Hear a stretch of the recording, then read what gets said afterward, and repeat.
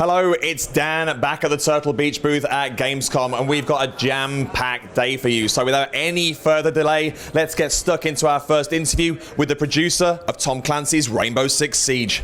Number one, I'm proud of the team that I have, that's for sure. A lot of people working extremely hard, a lot of talented people, a lot of shooter fans. So that's definitely the one thing that I'm proud of. But in terms of the gameplay and all the other things that are going into the game, it's absolutely fantastic. I think we're going to be pushing the shooter genre in a slightly different direction with our procedural destruction, the concept of having one life, all of the indoor environments, and really how tense the entire experience is. So I'm really proud of how that's all coming together. Of course, there's a lot of pressure on us to perform because Rainbow Six is such a big brand that's been around for a long time. But we've been really careful to make sure that we've kept certain elements from the past games and brought them into this game. So the whole concept of the operators is really where that comes from.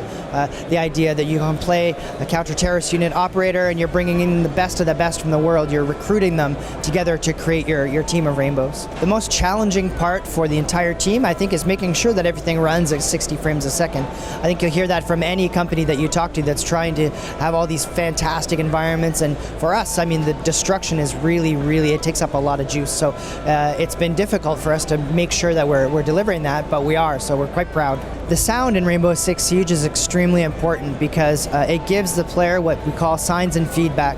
So there's multiple departments that all fit together in that respect. So animation, audio, VFX, they're really like design in a certain respect. So it's extremely important that the sound is letting the player know what's going on.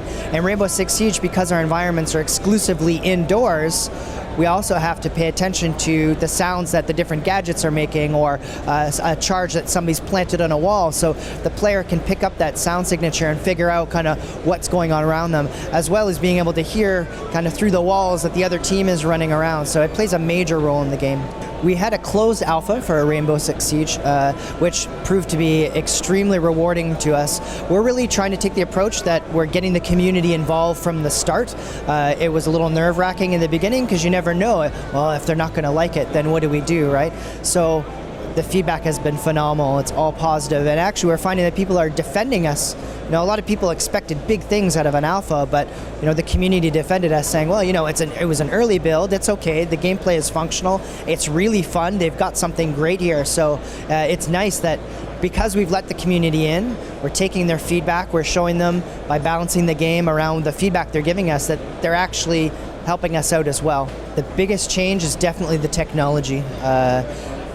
Technology has advanced things so much that it allows us to put in things like procedural destruction into our game, or run a shooter that's indoors with destruction and incredibly intelligent AI at 60 frames a second. So that's definitely one of the biggest. But I think we're starting to see more of the community being involved and really getting the gamers back in there. We're showing them that we're listening to, you know, what they want, which I think is, I think you're going to see more people following that.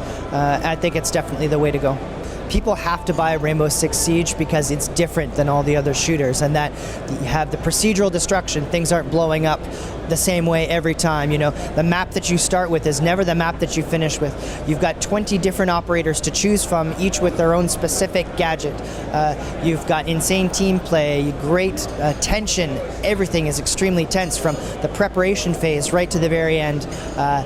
Incredibly intelligent AI that also reacts to the destruction and reorganizes themselves. It's really exciting.